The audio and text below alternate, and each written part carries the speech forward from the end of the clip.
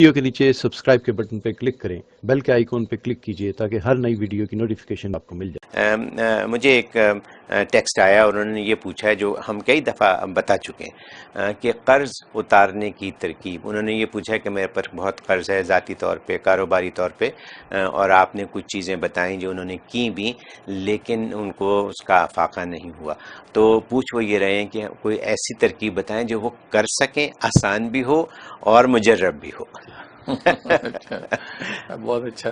تو اس کے لیے آپ ایک تو یہ کریں، جب آپ کھانا کھانے کے لیے ہاتھ دھوتے ہیں اس وقت قرض اترنے کی نیت کریں۔ سنت سمجھ کے ہم ہاتھ دھوتے ہیں، تو جب ہاتھ دھوئیں تو اس وقت نیت کر لیں کہ یا اللہ جیسے یہ میل کچیل میرے بدن کا ہاتھ کا اتر رہا ہے، یا اللہ اس طرح میرا قرض بھی اتر جائے۔ تو اس سنت عمل میں قرض کی ادائیگی کی نیت کر لیں، یہ بہت مجرب ہے۔ ایک بہت بڑے محدث نے لکھا ہے کہ اس سے مجھے میرے لاکھوں کا قرض ایسے اتر گیا جس کی مجھے خبر بھی نہیں لگی۔